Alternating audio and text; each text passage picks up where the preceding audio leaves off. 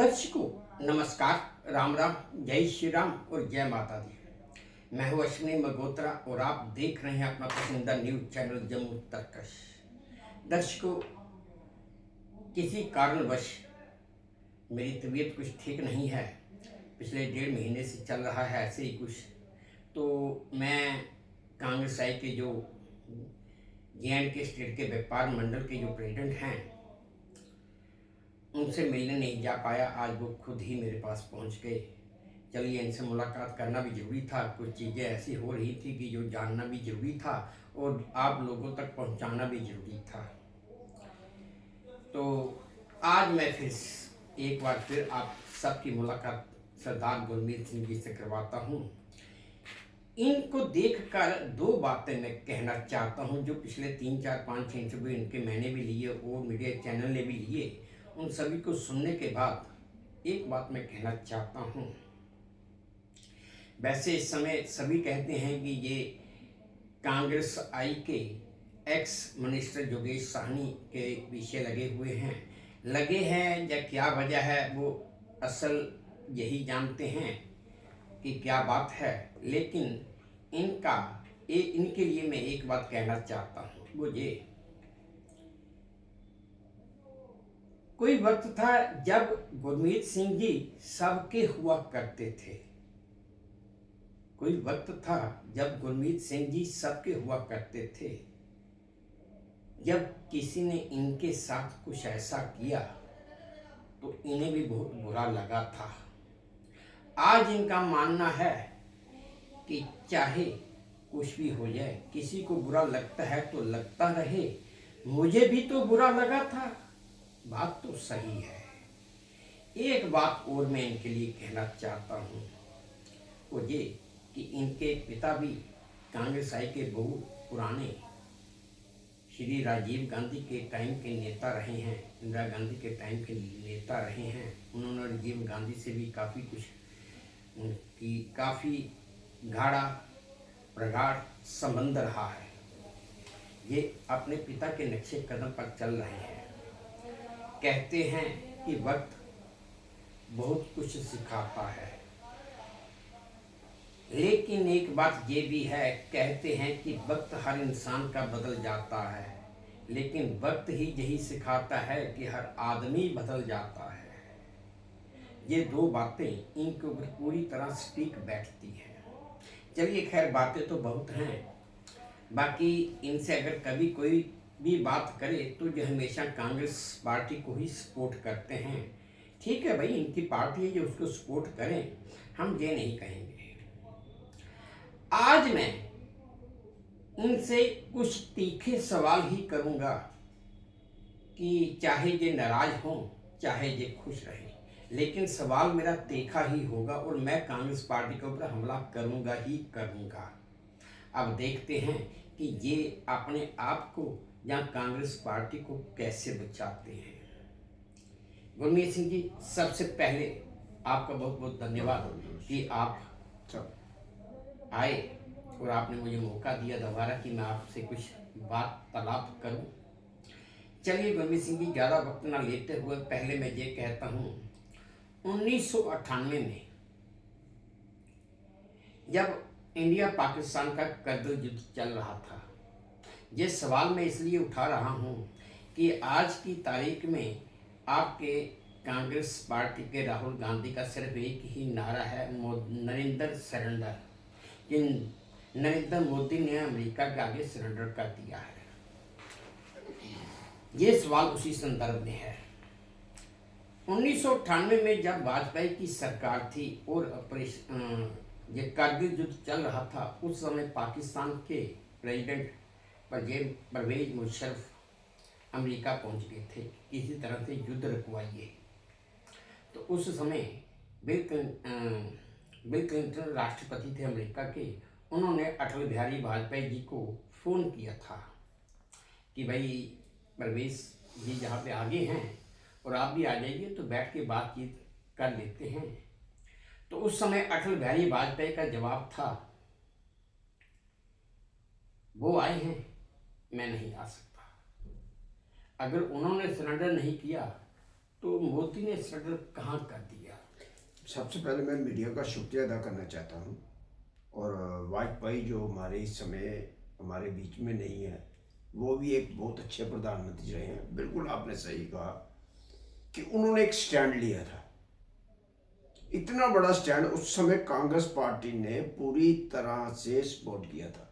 ये भी आप जानते हो, सारा बच्चा बच्चा जानता है, जब वाजपेयी ने गलती की कोई नहीं तो कांग्रेस पार्टी उसके ऊपर क्यों हमला करती। देखा इसी में बात बताना चाहता हूँ। देखा दर्शकों, मैं ये चीज कहते एक गुरमीत सिंह जी ने जवाब भी दे दिया और बोलती भी बंद कर दी कि जब अटल बिहारी वाजपेयी ने गलती नहीं की और कांग्रेस उसके ऊपर वो हल्ला क्यों करती। कांग्रेस ने भी उस समय वाजपेयी जी को सपोर्ट किया था, क्योंकि ये देश का मसला था, बीजेपी या अटल बिहारी वाजपेयी का मसला नहीं था।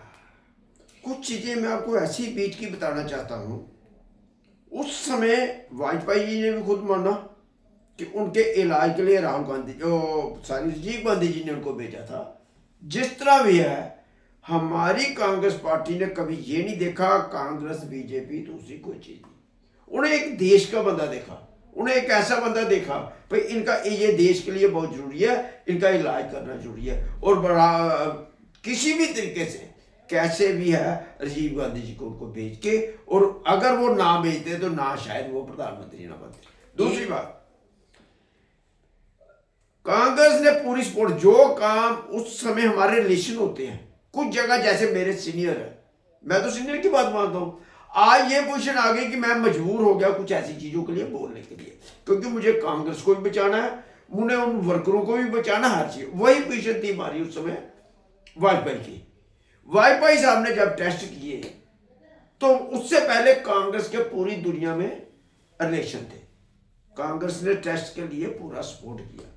आज हमारा वाजपेयी जी ने खुद बोला कि ये सारे जो एटम बम या कोई भी चीज बनाई गई वो कांग्रेस की बनाई गई है। नहीं दर्शकों, ये बात तो एक सही है कि देश में 1977 में जनता पार्टी की सरकार आई थी, उससे पहले भी कांग्रेस की सरकार रही, उसके बाद भी कांग्रेस की सरकार रही, बीच में बीपी सिंह की सरकार आई थी 2-2.5 साल के लिए, और फिर बाद में चंद्रशेखर भी प्रधानमंत्री बने थे, उसके बाद जाके अटल बिहारी वाजपेयी जी प्रधानमंत्री बने। लेकिन हमारे देश में अगर इसरो या आईआईटी या all India institute of medical sciences new Delhi, ये जितने भी बड़े बड़े संस्थान हैं वो सारे के सारे कांग्रेस के टाइम के ही बने हुए हैं, क्योंकि जब हिंदुस्तान आज़ाद हुआ था 1947 में, तब से लेकर तकरीबन 78 साल हो गए। 78 साल में तकरीबन अगर देखा जाए तो कुछ नहीं तो आप इतना कह सकते हैं कि 60 साल कांग्रेस का ही राज रहा। अगर कांग्रेस ने अपने राज में, अगर आज हम ये कहें कि कांग्रेस ने अपने राज में किया कुछ नहीं, तो ये बात बिल्कुल गलत हो जाती है, क्योंकि जैसे मैंने नाम लिया पहले इसरो या all India institute of medical sciences या आईआईटी रुड़की या कानपुर, जो भी कॉलेज वगैरह, बड़े बड़े हॉस्पिटल कॉलेज वगैरह बनाए, जिनसे आज बड़े बड़े डॉक्टर भी बन रहे हैं, जो दुनिया में नाम कमा रहे हैं। इसरो ने तो अभी इतिहास ही रच दिया है कि चांद पर उस जगह पे पहुँचे जहाँ पर कोई अभी तक पहुँच नहीं पाया, और आईआईटी के वैज्ञानिक भी पूरी दुनिया में नाम कमा रहे हैं। वो तो सारे कांग्रेस की देन है, ऐसा नहीं है कि भाई कांग्रेस ने कुछ नहीं किया। हाँ, हर पार्टी में कुछ ना कुछ लोग ऐसे होते हैं जिनकी वजह से पार्टी की बदनामी होती है, ये मैं भी मानता हूँ और ये आप भी समझते हैं और मानते भी हैं। इसका एक जीता जागता उदाहरण मैं आपको और दे देता हूँ। अगर आधार कार्ड जो भी था उसे लिंक करने बनाने की बारी थी, तो कांग्रेस के टाइम पे ये सारा प्रोसेस शुरू हो चुका था। उसे लिंक करने की बारी थी, या कांग्रेस ने बोला था कि इसको लिंक किया जाए, सब कुछ किया जाए, ताकि किसी को भी गैस सिलेंडर लेने के लिए प्रॉब्लम ना आए, क्योंकि पहले गैस की ब्लैक मार्केटिंग बड़ी होती थी। लेकिन ये कांग्रेस के ही कुछ एमपी या कुछ मिनिस्टर ऐसे रहे बीच में जिन्होंने उसको रोका। ऐसा नहीं है कि आज मोदी प्रधानमंत्री बना तो बनते ही उसने ये सब कुछ ठीक कर दिया। भाई फाइलें या डाटा या जो कुछ भी था सिस्टम था वो पुराना बना हुआ था। ये अलग बात है कि जिन्होंने बनाया था, जिस सरकार ने बनाया था, वो इम्प्लीमेंट नहीं कर पाई, लेकिन मोदी इम्प्लीमेंट कर दिया। फर्क सिर्फ इतना आया। चलिए, पहला सवाल का जवाब तो ये गुरमीत सिंह जी दे चुके। अब दूसरा सवाल भी इनसे पूछ लेते हैं। गुरमीत जी, 2014 से पहले, 2008 से लेकर 2014 तक कांग्रेस की चेयरपर्सन श्रीमती सोनिया गांधी हर 6 महीने बाद फॉरेन कंट्री में जाती थी इलाज करवाने के लिए। 2014 के बाद वो फॉरेन कंट्री नहीं जा पाई, क्यों? मैं आपको एक चीज़ पहले एक बात आपकी पूरी कर दूं। पहले वाली मैं ये चीज़ कहना चाहता हूँ, 1954 में जब हमारे पास था, मेरा तो जन्म भी नहीं हुआ, मैं डाटा लेके आया हूँ।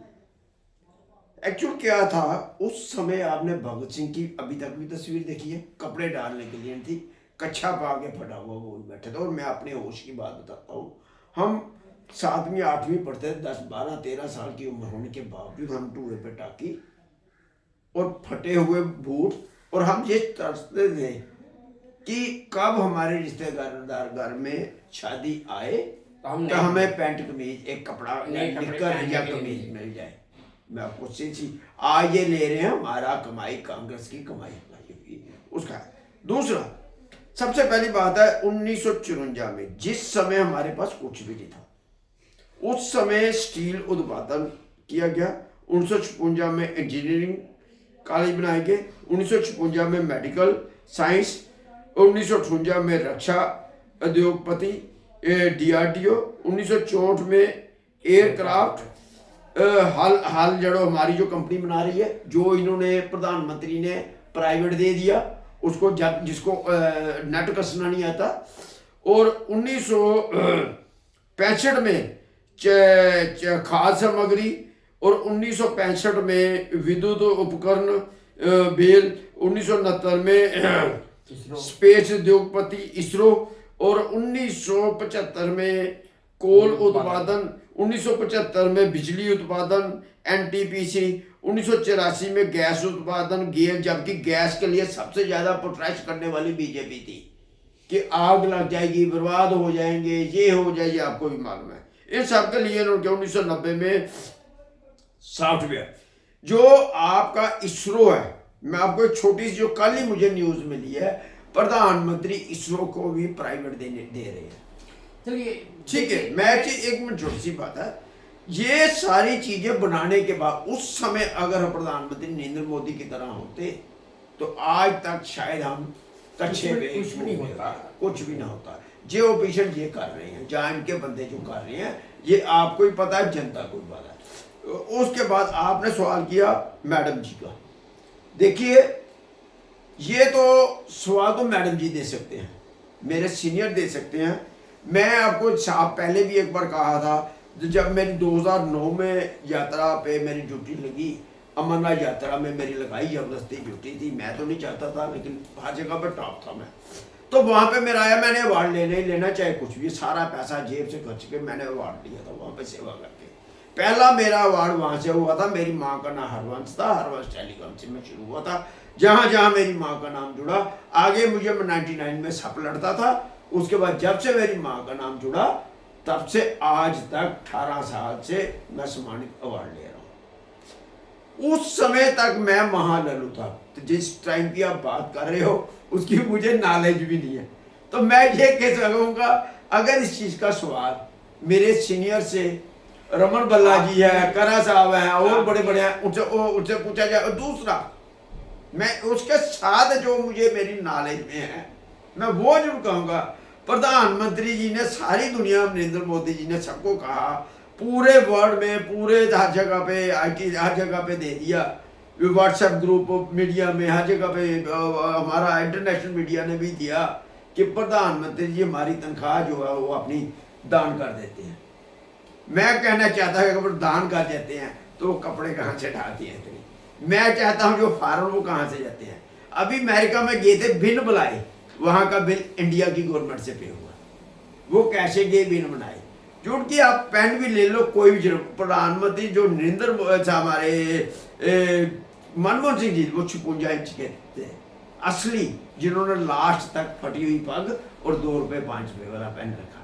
ये हमारे प्रधानमंत्री हैं। एक मिनट, मैं ये चीज कहना चाहूँ, आपने सवाल ही हल्का, जिसकी मुझे नहीं नॉलेज, मैंने आपसे साफ कह दिया, भाई उसके बारे में आपने कहा मैं कोशिश करूंगा पता करने की, जिस चीज की मुझे नॉलेज नहीं। हाँ इतना जरूर मालूम हुआ है जब से प्रधान हमारी श्रीमती सोनिया गांधी जी माता जी की डेथ हुई है तब से उन्होंने जाना बंद कर दिया। कुछ चीजें अपना भी इलाज होता है, क्या मेरी माँ हो आपकी माँ हो। और मैं एक छोटी सी बात बता दूं, मैं बीजेपी की भी बात करूंगा। मैं सुषमा स्वराज जी ने, सुषमा स्वराज जी एक ऐसी नेता थी और मैं मरते दम तक शायद मैं हर बंदे को भी कहूंगा ऐसी नेता होनी चाहिए। क्यों? उसने एक मुझे शिक्षा दी थी। मेरा एक उसूल है, जो अच्छी चीज है जेब में डाल लो, नहीं आप फटा हुआ नोटा भाई अपने पास रहा जालिए, मैं क्या करूंगा। सुषमा स्वराज जी ने कहा था कोई भी हमारे देश की लड़की हमारे घर में शादी करके आती है तो वो हमारी बेटी है। बाहर की कंट्री किसी भी कोई भी आती है तो हमारे देश की बेटी है। तो हमें उस हिसाब से चलना चाहिए, ना कि हमारे जो संस्कार है उसने बताया। सुषमा स्वराज जी, सुषमा स्वराज जी ने यह भी कहा मुशर्रफ जो आप पाकिस्तान का राष्ट्रपति ने बयान दिया तो औरतें चुप करके रहे। मोदी के टाइम की बात कर रहा है, उस समय मुझे इतना होश है, पूरी तरह याद है, इन्होंने बयान दिया था कि गाछुन तेरे को 90-93 हजार चूड़ियां पहनाने वाली भी एक महिला थी। उस समय बीजेपी पूरी उससे नाराज हुई थी। उसके बाद उनका पहचान सही तरीके से, क्योंकि उसने अपने देश की बात की थी। सुषमा स्वराज जी उन्हें पार्टी की नहीं है, उसने पार्टी का नाम नहीं लिया, देश फर्स्ट। खैर गुरमीत जी, ये बात आपकी सही है, मैं मानता हूँ कि अब आपने बीच में भारतीय संस्कार ला दिए तो अब उसमें किसी हद तक हमें भी चुप रहना पड़ता है, हम बोल नहीं सकते क्योंकि हमारे संस्कार ही कुछ ऐसे हैं।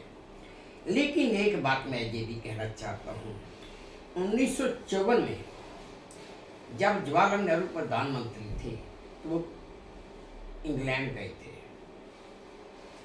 सेल के लिए। उस समय वहाँ का जो प्रधानमंत्री या राष्ट्रपति या जो भी था उसने उनको बोला था कि अपने रुपये की वैल्यू को डिवैल्यूएट करो तो कुछ बात बन सकती है। और जब प्रधानमंत्री जवाहरलाल नेहरू भारत वापस आए तो रातों रात 30% रुपये की वैल्यू कम कर दी गई थी, डिवैल्यूएट कर दिया गया था रुपये। उसके बाद 1966 में जब इंदिरा गांधी प्रधानमंत्री बनी थी और पहली बार वो यूएसए गई थी तो गेहूं की बात होनी थी, तो उस समय अमेरिका के राष्ट्रपति ने उनसे कहा था कि आप पहले इंडियन रुपये की वैल्यू को डिवैल्यूएट करो। जब वो वापस आई तो रातों रात 66%, मैं 66% आपको एक फिगर दे रहा हूँ, रुपये की वैल्यू डिवैल्यूएट हो गई थी। क्या ये सरेंडर नहीं था? मैं ये चीज़ कह देना चाहिए, इसकी तो मुझे नॉलेज ही नहीं है। मैंने आपसे पहले भी कहा, देखो मैं सीधी सी बात है, जो आपने सवाल किया ये मैं चेक करूँगा। हाँ 50 रुपये मनमोहन सिंह तक 50 रुपये था, आज 95 रुपये हो गया। जबकि प्रधानमंत्री को पहले प्रधानमंत्री जी ने खुद कहा, नरेंद्र मोदी जी ने, जिस देश की वैल्यू रुपये की वैल्यू बढ़ती है वो प्रधानमंत्री गिरता है। मैं यही सवाल प्रधानमंत्री से कहना चाहता हूँ मीडिया के माध्यम से, पर ये चीज़ बताओ अब क्या है। जब आपके पास खाली है वो करने से कोई कुछ नहीं होने वाला। पढ़े लिखे बंदे अंदर कीजिए, आगे कीजिए। आपने 10 साल निकाले, बहुत अच्छे निकले, हमने ये नहीं कहेंगे क्या हुआ अच्छा बुरा, हम सबके प्रधानमंत्री हैं। मेरे लिए सबसे पहले प्रधानमंत्री, सबका प्रधानमंत्री है। लेकिन आज पोजीशन ये आ गई, इस समय मैं साफ लफ्जों में कहता हूँ प्रधानमंत्री जी को इस्तीफा देना चाहिए, क्योंकि जब तक प्रधानमंत्री से बाहर की कंट्रियों ने फायदे लेने थे वो उनके पूरे हो गए। मैं आज एक चीज मैं आपको बताता हूं, प्रधानमंत्री नरेंद्र मोदी को अमेरिका का आज तक, मोदी जी को, सॉरी प्रधानमंत्री मोदी, प्रधान नरेंद्र मोदी जी को आज तक मेरे अमेरिका का वीजा नहीं मिला है। वो मिला था अमेरिका का जो वीजा मिला था वो प्रधानमंत्री नरेंद्र मोदी को, जैसे होते ना मुझे भूख है किसी चीज की तो मैं कुछ भी करूंगा, उस समय प्रधानमंत्री जी ने एक एग्रीमेंट ऐसा कर दिया हुआ है, जब तक वो कैंसिल नहीं किया जाएगा हमारा देश नहीं बढ़ सकता। मैं आपको क्लियरली कह देना चाहता हूँ। इन्होंने वहां पे अग्रवाली वहां पे बढ़ाए, रेस्टोरेंट का बहाना करके अपनी एडवर्टाइजिंग करवाई। ये आपने सारी देखा, 2 महीने पहले ही शुरू हो गया। अपने ही बंदे जहाज में लेके जाते थे, मोदी मोदी मोदी। चलो अच्छी बात है, मैं नहीं ये इस चीज़ पर नहीं जाऊँगा, लेकिन देश इज फर्स्ट। जब तक हमारे आंखों में पर्दा था, जब तक मैंने कह दिया जो चीज़ें नहीं पता नहीं है, उसी समय मेरे पास अभी तक मैं एक वीडियो ढूंढ रहा हूँ, मेरे पास एक्चुअली डाटा लिमिट से ज़्यादा है। मैं आज कितने हो गए हैं ढूंढते मेरे को इतना ज़्यादा डाटा उसमें ढूंढ रहा हूँ मैं तब तक। मैं उसको मीडियम के माध्यम से मैं चाहता हूँ कि पब्लिक में जाए, मीडियम में हमारे सीनियर्स जो है, चाहे कांग्रेस के हैं चाहे भी, सबके पास जाए, ताकि वो ऑर्डर को, एग्रीमेंट को कैंसिल किया जा सके। अगर मेरी चीज़ 5,000 जा रही है, आप या मेडिसिन ले लो जो 20 रुपए की थी आज 100 रुपये होगी, जो 5,000 जो अमीर होगी तो वो लाख रुपये होगी। ये अकेले अमेरिकन कंपनी के साथ इन्होंने एग्रीमेंट किया था, और इनको जो वीजा मिला, कोई अमेरिका छोटी मोटी कंपनी नहीं, वो लोगों की नाड़ें देख लेती है। ये भूखा था, हमारे इनको चाहिए था किसी भी तरीके, मुझे कल को मेरा भांडा ना फूट जाए, अमेरिका ना बुलाए, कोई पता नहीं, उसकी मर्जी है ना।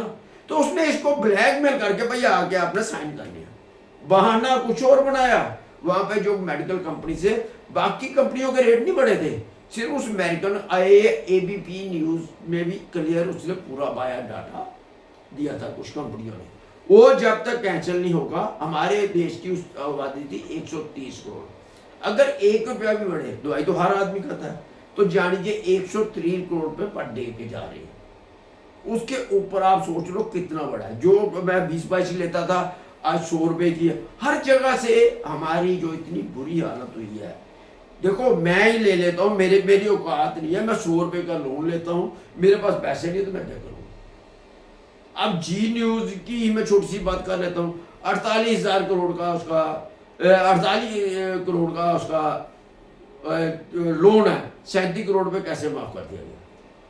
4837। यही चीज कहने की बात मैं कहना चाहता हूं, ये जो गरीबों के पैसे क्यों नहीं माफ किए जा रहे?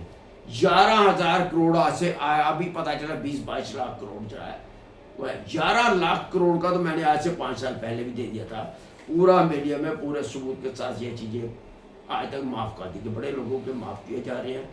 आप कोरोना में हम डूब गए सभी, कोई ऐसा बताइए, अडानी वानी कैसे तर गए, क्या बात है?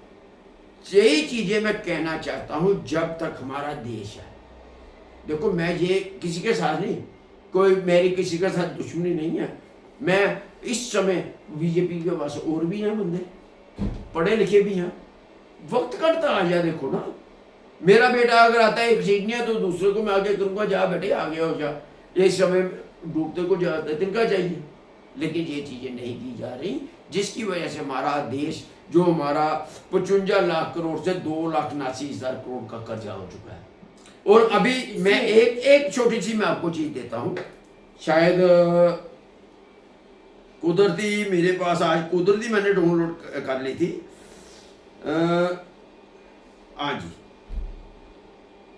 ये लोगों को भी बता देना चाहता हूं कि इन्होंने कैसे क्या किया। जो हमारा बैरल आता था उस समय $146 के आता था, आज वो $70 है।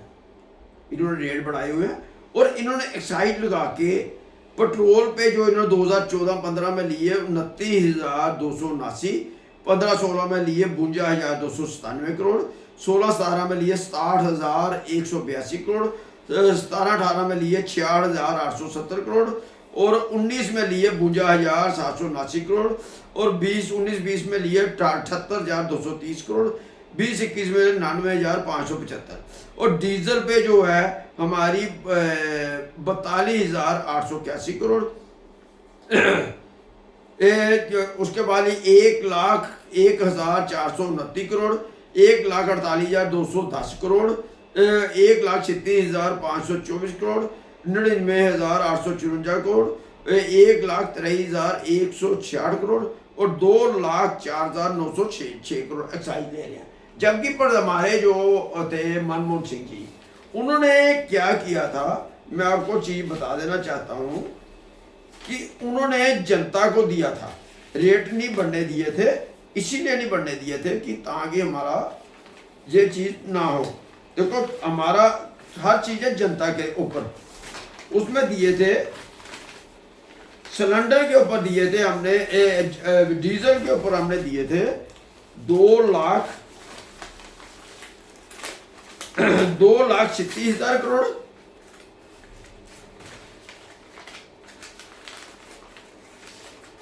ये आ गया जी 2,36,000 करोड़ रुपया हमने दिया था सिलेंडर के ऊपर। उसके बाद हमने जो किया था,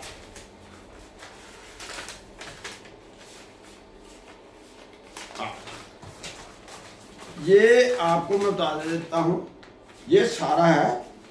इन्होंने एलपीजी के ऊपर मनमोहन सिंह जी ने 52,000 करोड़ सब्सिडी दी थी उस समय, और डीजल के ऊपर 2,36,000 करोड़ दी थी, और पेट्रोल 31,000 करोड़ रुपया सब्सिडी, जनता का पैसा जनता को दिया, जबकि ये इनका चाहिए था। इसमें गुरमीत की एक चीज वो समझने वाली थी। मनमोहन सिंह की सरकार के समय बेशक पेट्रोल, गैस और डीजल के रेट नहीं बढ़ाए गए थे। क्या कारण है कि रेट नहीं बढ़ाए गए थे, उसका भी आपको मैं बता देता हूँ। उस समय तकरीबन 3 लाख करोड़ रुपए के इंडेमनिटी बॉन्ड ऑयल कंपनीज को दिए गए थे, जिनकी रीपेमेंट 2017 में शुरू होनी थी,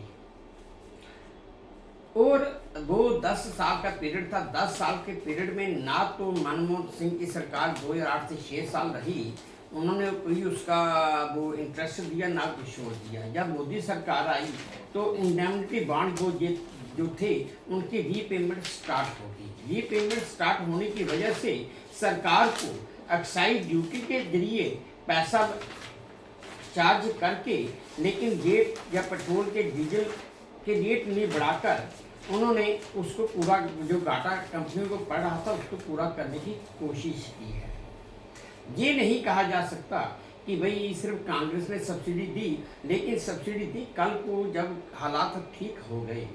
सब्सिडी जो सरकार अपनी जेब से पैसा दे रही है, सरकार का बजट घाटा है, सरकार ने बजट घाटा भी किसी न किसी जगह पूरा करना है, तो यही एक तरीका है।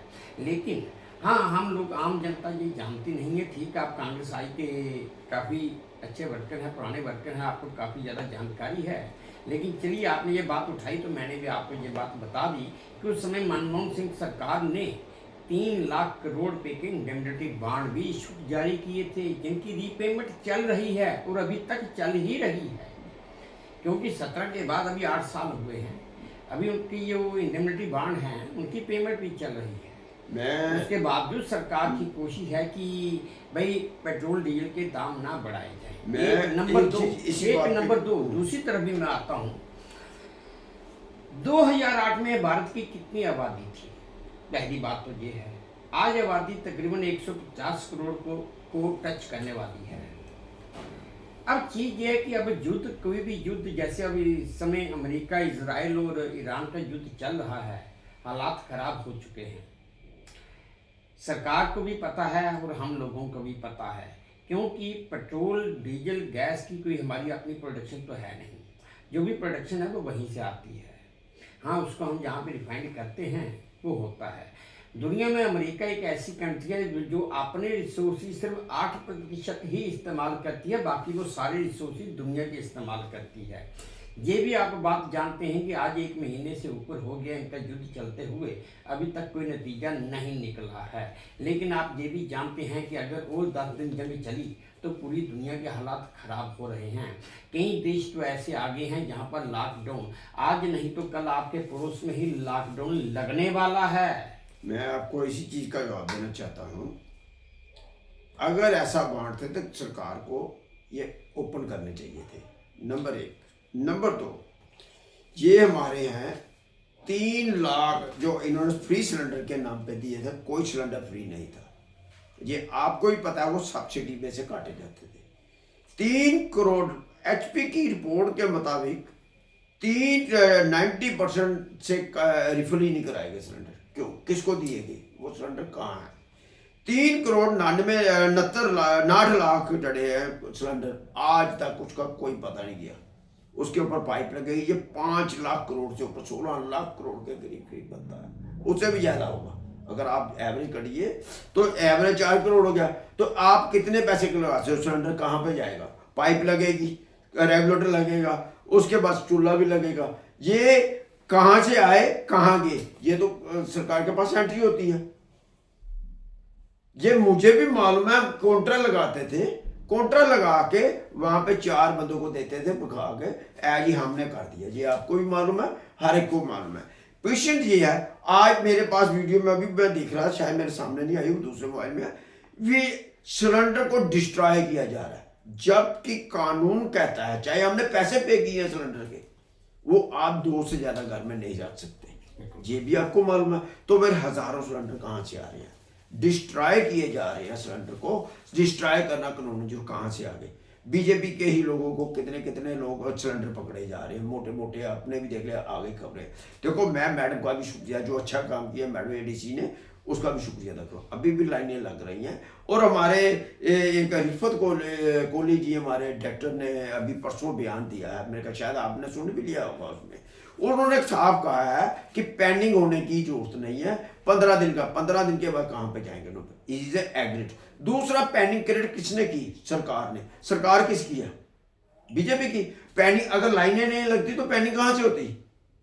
ये लोगों को एक गुमराह करने का, बीजेपी की आप ये चीज करो ना, इस सरकार की कोई भी एक बात आप मुझे बता दिए जिसको यकीन करने के लायक है, उसका मैं हर चीज का एविडेंस दे रहा हूं ना, मुझे एक बताएं भाई ऐसे ऐसे बात ही।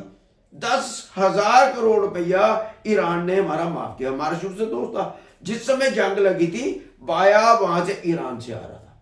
आज 2 जहाज जो ईरान ने भेजे हैं एलपीजी के, उसमें केवल आती कितने 45 मीट्रिक टन, 45 मीट्रिक, यानी कि हमारे हिंदू 2 के कितने 90 मीट्रिक टन। 90 मीट्रिक टन का मतलब हो गया हमारी 60 मीट्रिक टन का पर डे की खपत है, यानी कि 1.5 दिन का स्टॉक है। इसका मतलब ये कैसे कह रहे हैं पेंडिंग ना करें, एक तरफ से परेशान, दूसरी तरफ अमेरिका का उन्होंने, चाइना का ही, पता नहीं किस कंट्री का उन्होंने जहाज ही ऐसे आ रहे थे, 2 उन्होंने उड़ा दिए। कहने का मतलब है जो हमारा दोस्त है, जिसने उसको पाकिस्तान को जहाज दिया, सारा सामान दिया, बाहर के ऊपर टैग, आप उसको पापा बोल रहे हो, ये कौन सी बात है, ये कोई तरीका नहीं बनता है। आप जो मर्जी आपका रिलेशन, हमें कोई लेना देना नहीं है, आप कुछ भी करो, लेकिन एक दोस्त मुल्क को जिसने हमारा साथ दिया हर जगह पे और आज भी देने को वो तैयार है, वो क्या कह रहा है कि हमारे टैंकर छोड़ो, जो भारत में आए थे टैंकर, उसको वापस तो जाने चाहिए। ये कहता है छोड़ूंगा तो ट्रंप नाराज हो जाएगा, क्या है ये सिलेंडर नहीं तो और क्या है। जहाज जो हमारे टैंकर हैं, टैंकर जो वहां पे रुके हुए हैं, हमने ईरान वाले ने कहा है कि हमारे टैंकर छोड़े जाए, हमारे नहीं छोड़े जा रहे, क्यों, अगर आएगा तो पापा नाराज होगा, बड़े पापा छोटे पापा, ये सबने कितने पापा बनाए हैं इन्होंने, एक आ गया इजराइल वाला पापा, एक आ गया ट्रंप पापा। जिसने हमारे, जिस देश ने, रशिया ने हमें सारी जिंदगी जंगें भी जिताई, हर चीज की, उसके हाथ हमने भगाड़ के बैठ दिया। उसने आज क्लियर परसों चौथ का इंटरव्यू दे दिया, बोल दिया उसने 1 अप्रैल से हम भारत को खाद और तेल नहीं देंगे। नहीं, मैं इसमें मैं आपकी क्वेश्चन का देता हूँ।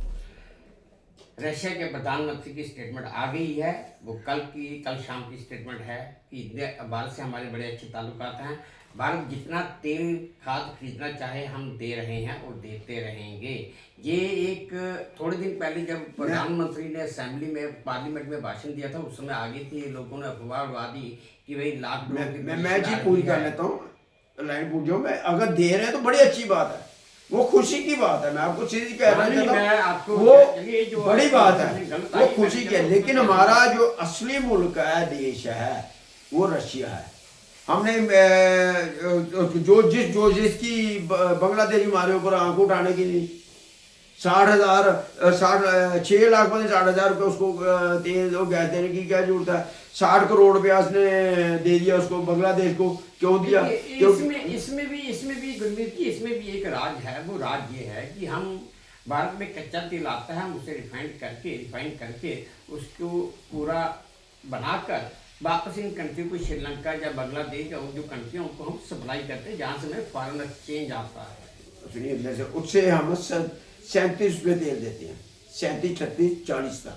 मेरे पास पूरे डाटे पड़े हैं, हर चीज़ की रिपोर्ट है मेरी। इन कंट्री को हम 37, 38 रुपये देते हैं, हमें 100 रुपया दिया जा रहा है आम जनता को, कहने का। और सुनिए बड़ी मजा का आता होगा, जिस समय मनमोहन सिंह जी थे, उस समय हमारे पास जो पब्लिक से टैक्स आता था, एवरेज 35-40 हजार करोड़ रुपया आता था, आज 2,70,80 हजार से ज्यादा आ रहा है टैक्स। क्या बात, कहाँ जा रहा है वो टैक्स? और दूसरा आपको एक्साइज भी बता दी कितनी एक्स्ट्रा ली है, आपको कितने लाखों हो गई, लाखों के हिसाब वो पैसा कहाँ से गया। उसके बाद कर्जा आया, उसके बाद आपने स्कूटर का बताया, आप ही ने जब मैंने टोल का किया तो थोड़े दिन के बाद रेट कम हो गए, क्योंकि डाटा देने से रेट कम हुए ना, ऐसे तो नहीं हुई। आपने साथ दिया, आपने सही तरीके से साथ दिया, सही जगह पे चीज पहुंचने से उसके रेट कम हुए। अभी आपको मैं बता दूं, जैसे आपने लॉकडाउन की खुद ही बात की, हो सकती है, मुझे बताइए प्रधानमंत्री कह रहा है हो सकता है, तैयार रहिए। कल का मैं एक मिनट मैं पुगा दूंगी, कल का एक मीडिया वाला परसों वाला दे रहा है, ये झूठ है। अब क्या अपोजिशन ने बोला? नहीं ना बोला। एक मिनट प्रधानमंत्री ने क्या बोला? प्रधानमंत्री बोला कि हालात दिन ब दिन खराब होते जा रहे हैं और हम सबको एकजुट होकर चलना पड़ेगा। चले थे उसी तरह चलेंगे। वजह ये है कि ना तो अमेरिका, ना इजराइल, ना ईरान आपस में कोई बात मान रहे हैं, ना वो युद्ध समाप्त करने की ओर बढ़ रहे हैं। हो सकता है वैसे प्रधानमंत्री ये भी बोला कि कोरोना की तरह 21 दिन का फिर से लॉकडाउन लग सकता है। मेरे पास रिकॉर्डेड है, ये नहीं बोला, मेरे पास रिकॉर्ड, मैं ये कह देना चाहता हूं। आप, मैं ये कह सकता हूँ कि कुछ अपोजिशन वाली नहीं, मैं आपको चीज मात्र अफवाह है, लॉकडाउन की कोई बात सुन लीजिए। मैं वो गया, मेरे को पार्लियामेंट का है, पार्लियामेंट जो प्रधानमंत्री ने स्पीच दी है, कईयों ने तो बीच में से काट दी है, वो सेंटर से आगे जाके है, जो मैं लफ्ज बोल रहा हूँ सेंटर से आगे जाकर, उसको लोड करने के लिए भी मुझे कम से कम 10 मोबाइल इस्तेमाल करने पड़े हैं, कि पहले वो बुलाके जा रही थी, लोड ही नहीं हो रही थी वो वाली, क्योंकि वो सेंटर में दिया है। प्रधानमंत्री ने कहा है कोरोना की तरह आप सबने साथ दिया और कोरोना की तरह फिर से आप तैयारी करो, ये चीज होगी। दूसरी, मीडिया वाला अपोजिशन का नाम रहा, सरकार किसकी है? सरकार बीजेपी की, तो अपोजिशन कौन सा करेगी? दूसरा, एक मिनट फाइनेंस मंत्री सीतारमण कौन है? सरकार की है, बीजेपी। नहीं, वो कौन होती है? नहीं लगने वाली, जो लगने वाली है कौन है? उसका काम है केवल फाइनेंस के ऊपर जवाब देना, दूसरा काम नहीं बीच में उठ के आगे बोलना। नहीं, अब अगर उससे किसी ने सवाल, उसके पास कौन सी बात? सवाल नहीं, उसने खुद ही प्रेस करके इंटरव्यू दे रही है, बोल रही है कि जो भाई लॉकडाउन नहीं होगा, झूठ है, वो नहीं बोल सकती है। हाँ, अमित शाह जी बोल सकते हैं, अमित शाह ने भी बोला है, उन्होंने बोला स्पीच में। अमित शाह जी से भी सीनियर जो है हमारे प्रधानमंत्री हैं, अमित शाह जी ने भी जब बयान देना, उन्होंने कहना जी प्रधानमंत्री ने डिसीजन फिर से लिया, ये चीज की जाएगी। ये आप मानते हो? या तो सीतारमण तो नहीं है ना सीनियर, मेरे जो नहीं मालूम मुझे, मैंने आपसे क्या कह दिया, मुझे इस चीज की नॉलेज नहीं है, मैं दे सकता हूं कहने। सीतारमण का तो फाइनेंस के ऊपर दे सकती है जवाब, सीतारमण कोई दूसरे के ऊपर दे ही नहीं सकती जवाब। चलिए गुरमीत जी, आपकी बात ठीक है, मैं आपकी बात मान लेता हूँ, मैं इस कंट्राडिक्शन में नहीं जाता क्योंकि बड़ी लंबी बहस हो जाएगी। लेकिन एक बात मैं और पूछना चाहता हूँ, वो ये है कि जैसे हम जम्मू कश्मीर में बैठे हुए हैं, आप सिर्फ एक तकरीबन हर न्यूज़ मीडिया चैनल पे चल रहे हो कि आपकी पार्टी में जम्मू कश्मीर में सिर्फ आप ही हैं या कोई और नहीं है? ये मैं शुक्रिया करना चाहता हूँ मीडिया का। मैं एक चीज कहना चाहता हूँ, पीछे जी मीडिया ने कहा ये बड़ा अच्छा हो गया, ये हो गया, बंदे चेंज हो गए। मैं कहा 8-10 महीने तो हो गए डिस्ट्रिक्ट प्रेसिडेंट बनाए हुए चेंजिंग करने में। मुझे बताइए कोई नाली भी कराई साहब कुर्सानी ने? जब मैंने साफ कह दिया कि ये बीजेपी का बंदा है, गद्दार है, मैंने बोला ना उसको टेस्ट कराओ, मैंने बोला ना, मैं एक मिनट पूरी बात सुन लीजिए। मैंने ये कह रहा, मीडिया में आया, हर चीज हो रही है, बच्चा कह रहा है, ये पार्टी को सोचना है, पार्टी मांगे ना उसे। अब क्या हो गया, जो काम हमने किया, मैंने भी किया अरबूजियों के लिए। जब प्रधानमंत्री ने कह दिया था पीछे इलेक्शन से पहले हमने जो किस्त देनी थी दे दी, उसके बाद कोई पैसा नहीं मिलेगा, मैंने उसी समय बुलाए बंदे, पूरा डाटा निकाला, पूरे लोगों को रिवर्ट लिया, पूरे तरीके से काम किया। एलजी साहब ने उसी समय कह दिया कि नहीं जी हमने कैंसिल, वो प्रोग्राम नहीं देंगे। फिर हमारी पार्टी ने किया, रिपोर्टें दी, सारा प्रोग्राम किया। उसके बाद मैंने दोबारा फिर से किया, मैंने बताया डेट टाइम सब कुछ बता दिया मैंने। लेटर नंबर हर चीज बता दी कि आईजी साहब ने कहाँ कहाँ किया। देखो मैं ले रहा हूं ना कि मेरी पार्टी ने भी बोला है, हमारी पार्टी में कमी क्या है, यही कमी है। जिसने किया उसका नाम लेने में फर्क क्या पड़ता है? अभी कुछ दिन पहले एक जगह गली बन रही थी, उसमें आपकी पार्टी के कुछ कारपोरेटर आ गया एक कि ये देखिए गली मैं बनवा रहा हूँ, जबकि गली वो किसी और सोच से बन रही थी। वो बेसिकली हमारे सानी साहब का ही बंदा था, पहले 6 साल मेरे साथ रहा है। सानी ने कहा दिल्ली में फोटो भेजिए, इसको डालो, और उसका भांडा फोड़ने वाला भी हमारा ही प्रेसिडेंट है, वहां का वार्ड प्रेसिडेंट था वहां पे, अतुल शर्मा है। ये इसको मैंने रंगे हाथ पकड़ा था, दफ्तर के अंदर सानी के हवाले किया था। ये लो जी 20-25 बंदों के बीच में मैंने हवाले कर दिया था उसके। तो फिर मैं एक मिनट, मैं उसका जब उस समय मुझे ये नहीं मालूम था कि सानी डिस्ट्रिक्ट इंचार्ज नहीं है, ये तो हमें पता बाद में चला कि ये फेक है। मेरा कहने का मतलब है जब उसकी एक नहीं, मैंने सानी के आर्डर फेंक दिए हैं, सानी के आर्डर फेंक दिए हैं, आनी की फोटो फेंक है।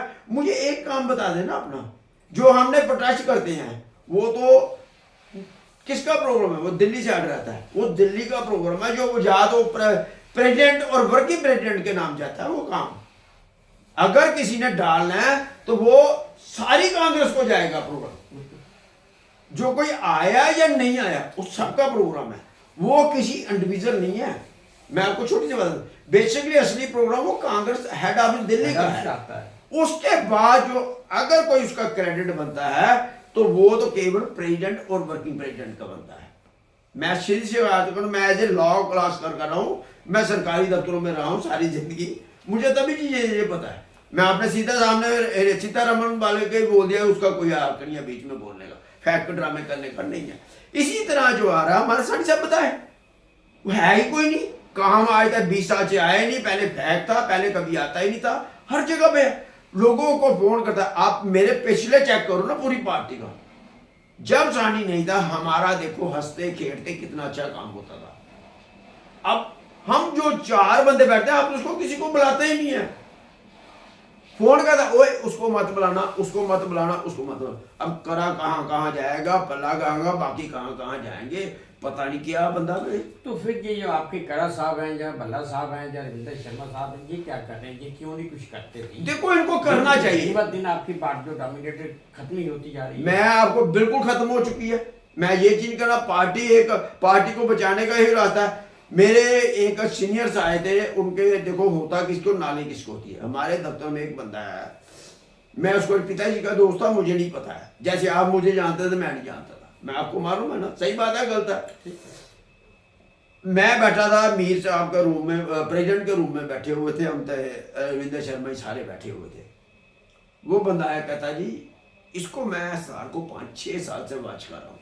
मैं आपको बड़ी मजेदार बात करने लगा। क्या बोलूं यार, इसको मैं कर रहा हूँ। वो जितने भी हमारे ना पीएचडी दूसरे छोटे छोटे डिपार्टमेंटों का चेयरमैन है, प्रेसिडेंट है वो जो घर घर एरिया में जाता है उनको पता होता है सर, इसको ये करो कांग्रेस नंबर 1 आ जाएगी। ओ नहीं, ये मेरी पोस्ट आ जाएगा। हालांकि जब विकास सुरवानी जी आए इनको हटाने के बाद, मैंने कहा नहीं, रविंदर शर्मा जैसा हमारे पास बंदा कोई नहीं, आपने डोडा का बना दिया। ये हर टाइम जैसे भी कोई बात आती है उसी समय प्रेस बना के लगाते हैं, ये रविंदर शर्मा जी हमें नेशनल स्पोर्ट्स पर्सन है। उसके बाद ये मैं उनकी तारीफ, हालांकि मैं विकास सुरवानी जी की तारीफ करूंगा, क्योंकि ऐसे ही प्रेसिडेंट होते हैं जिन्होंने 1 सेकंड में डिसीजन लिया, रविंदर शर्मा जी को संभालो आप। क्योंकि मैं क्यों करूं किसी के साथ, मुझे पहले पार्टी के बारे में बात करनी है, मुझे किसी की बात नहीं करनी है। पार्टी स्पष्ट है। अगर मैं भी आता हूं, मेरे किसी एक सीनियर ने बात की, कईयों ने बात की, वो कहता है जी गुरमीत को आगे किया तो वो मनमोहन सिंह बन जाएगा। मतलब ये है, अभी मेरी आपने कुछ दिनों से देखा पूरी बीजेपी पूरे नसारे कर लाए हुए हैं। मुझे एक कांग्रेस का बंदा बता दिए जिसने उसको शेयर किया। मैं वही आपसे पूछ रहा हूँ कि इस समय मैं कुछ दिनों से बात कर रहा हूँ कि आप चल रहे हैं, बाकी आपकी पार्टी में कोई नहीं है, क्यों? चलो मैं नहीं कहता, देखो घर में माँ खाना बनाती है, खाते तो सभी है। नहीं वो बात तो मैं पिता के बाप को माता है, मेरी बात, बाप को आता है तो खाते हैं। भाई इसी तरह कईयों को बच्चा कमाता है, गुरमीत जी, तो मैं तो इनका बच्चा ही हूं ना। गुरमीत जी, ये घर की बात नहीं है, बात ये है कि ये इस समय पूरी स्पीड की बात है। कांग्रेस पार्टी किसी समय नंबर 1 हुआ करती थी, आज नंबर 0 पे है। बिल्कुल चाहिए, जीरो क्या, जीरो से भी डाउन हो चुकी है, ये फोटो आ चुकी है। ये जो हमने लेटर एजी साहब हो या कोई चीज़ भी हो, हमने मेल करने होते हैं। हमारी जो पावर होती है पार्टी की, मेल के ऊपर होती है, ना कि जाकर फोटो खिंचाने के लिए। हम फोटो खिंचा के उल्टा, मुझे नहीं ये कहना चाहिए मेरे सीनियर क्या कुछ भी है, लेकिन लोग जो बातें करते हैं, मैं लोगों की कह रहा हूँ, अगर मेल की उससे ज़्यादा ताकत होती है किसी के पास मेल मेल रिकॉर्ड तो आप फाइल फोन में कर दो, रहता है। फोन कर दो जी, आपको भेजा है सर जी, ये चीज हुई है, ये किया, ये आपने करना है, उसको आप प्रेस दे दो, उसकी मेल की कॉपी लेके प्रेस दे दो। आप फोटो खिंचाने जाओगे तो वो इसका मतलब लोग कहते हैं ये क्या यार है, देखो ये खुद किए हुए थे। ये कुछ नहीं है, फोटो से ज्यादा हमें पब्लिक के बीच में जाना है, पब्लिक की बात उठानी है। मैं एक चीज बात करना चाहता हूँ, अभी कुछ मीडिया वालों ने मुझे कहते यार क्या है, जैसे आप बात कर रहे हो, हर बंदा बात कर रहा है। मैंने ये नहीं कहा कि मैं बड़ा हूं, मेरा काम करने वाला ऊपर वाला, जो बात करता है वो ऊपर वाला भोलेनाथ आके बात कर रहे, बाबा जी बाजी माता रानी, वही आके मेरे को आके डाटा दे रहे हैं। देखो आपने खुद नहीं की तो मेरे पास डाटा बड़ा, काम किया तो डाटा है ना। दर्शकों, अब खैर मैं वीडियो को ज़्यादा लंबा ना करते हुए यहाँ पे इसको विराम लगाने की कोशिश करता हूँ कुछ शब्दों के साथ। जैसा मैंने आपको बताया कि मैं इनकी टांग खींचूंगा, या अपनी टांग बचा भी गए और अपने आप को, अपनी पार्टी को भी बचा गए। दूसरा, जो सवाल इनसे पूछे जिसका नहीं पता था, इन्होंने कहते मेरी नॉलेज में नहीं है, बात ही खत्म हो गई, उसके ऊपर बात करने का फ़ायदा कोई नहीं। तीसरा, जब मैंने इनसे पूछा कि भाई आपकी पार्टी जम्मू कश्मीर में कर क्या रही है, उसका भी इन्होंने पूरा क्लियर कट बता दिया।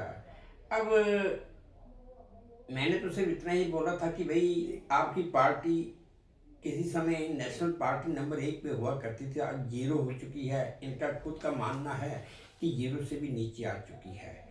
अब इस स्थिति को संभालना ये इनकी पार्टी का और इन्हीं लोगों का काम है, हम मीडिया वालों का नहीं। अब गुरमीत जी कुछ कहना चाहते हैं? मैं एक चीज कह देना चाहता हूँ अपने सीनियर से भी, दिल्ली वालों हर एक से, कि सानी के बारे में आपको सबको पता है, हर चीज को पता है, पब्लिक को भी पता है, कोई आना नहीं चाहता। ये मीडिया के थ्रू भी है, पेपर न्यूज हर चीज है। और मैं ये चीज कहना चाहता हूँ, मैं फिर से सानी को कहता हूँ, तेरी उम्र हो चुकी है, घर में बैठ जा, क्योंकि ऐसा फायदा कोई नहीं है। दूसरा, मैं अपने सीनियर से साफ कहना चाहता हूँ, मैं कोई बड़ा नहीं, आप ट्राई मारने में कोई फर्क नहीं पड़ती है, ट्राई मारने में कोई फर्क नहीं है, कोई ये नहीं है कि हो जाएगा। जैसे क्रिकेट होता है, प्लेयर चेंज नहीं आता है। एक मिनट गुरमीत जी, एक बात मैं कहना चाहता हूँ, 1 मिनट में एक बात कहना चाहता हूँ। दर्शकों, एक बात मेरे सुनने में बड़ी ज़्यादा आ रही है। अब वो बात मुझे इस समय नहीं कहनी चाहिए क्योंकि गुरमीत सिंह जी सामने बैठे हैं। अगर वो बात मैं बोलता हूँ तो मुझे इतना अंदाज़ा है कि गुरमीत सिंह जी शायद शेर बन जाएं, लेकिन मैं ये भी नहीं चाहता कि इनके जाने के बाद मैं बात बोलूं, क्योंकि वीडियो में है, अपलोड करना है, वीडियो इन्होंने भी देखना है, तो पता इनको लग ही जाएगा, तो चोरी रखने का फ़ायदा कोई नहीं। मेरी बहुत लोगों से बात हुई है, बहुत और लोगों से भी बात हुई है, कितने लोग मैं गिनती में बता नहीं सकता।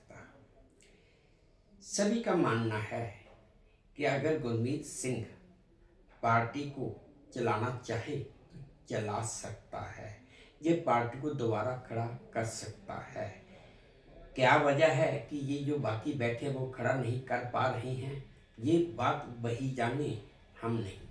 हमें होगा तो सुनी सुनाई, या कोई हवा में बात होगी, या इनके किसी सोच से कोई बात पता चलेगी तो वही, बाकी ज़्यादा नहीं। गुरमीत को हम देख रहे हैं चीज, तो उस हिसाब से जो मैंने सुना, जन लोगों से पता चला, वो तो यही पता चल रहा है कि गुरमीत सिंह अगर पार्टी को संभालना चाहे तो संभाल सकता है, खड़ा करना चाहे तो खड़ा कर सकता है, नंबर 1 पे लाना चाहे तो ला सकता है। ये गुरमीत जाने, इनकी पार्टी जाने, हम नहीं। आज अगर गुरमीत व्यापार मंडल का जनरल सेक्रेटरी प्रेसिडेंट है, हमें तब भी खुशी है। कल को गुरमीत अगर कांग्रेस पार्टी का जनरल सेक्रेटरी बनता है, प्रेसिडेंट बनता है, हमें तब भी खुशी है, नाराजगी कोई नहीं।